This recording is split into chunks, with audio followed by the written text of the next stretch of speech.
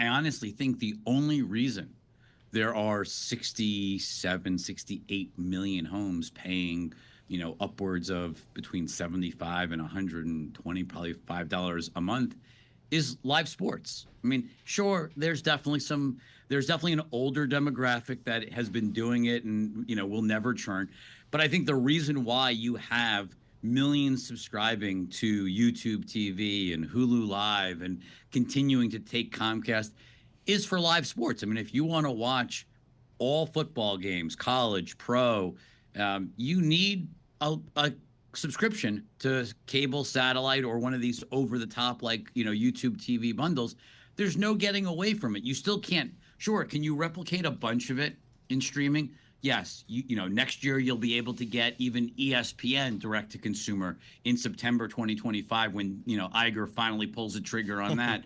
But if you want to watch Fox Sports, Fox football games yesterday afternoon, there's only one way to do it, which is sign up for a bundle.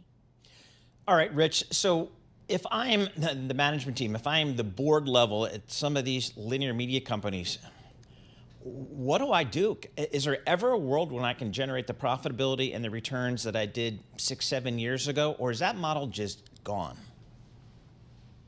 Look, I think if any of these companies was able to get up into the top echelon, to be a dominant player in streaming, that's certainly possible, Paul. I mean, I wouldn't think saying never is sort of difficult.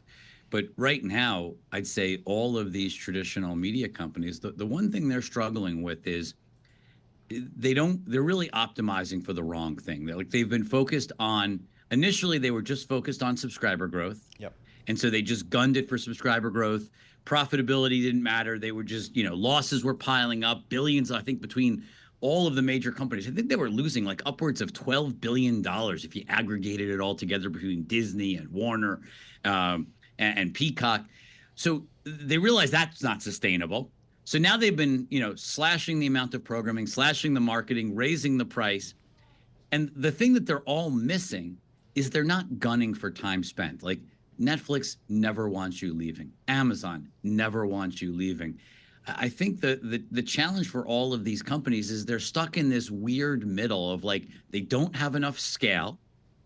They don't really have the balance sheets to invest aggressively because they're dealing with, just as you were talking about at the beginning of this interview, the pressure from cord cutting on the linear business. We didn't even talk about advertising, which is under pressure. So your core business is under pressure. It's very hard when your core business is under pressure to deploy even more capital to really gun it in the new business.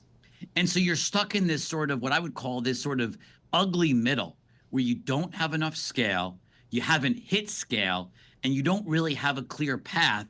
You're sort of hoping for consolidation, whether that's streamer consolidation or whole company consolidation.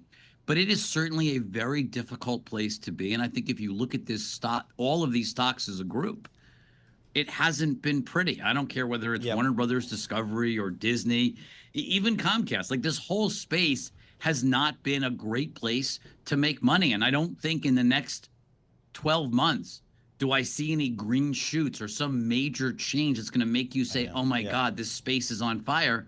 The answer is no.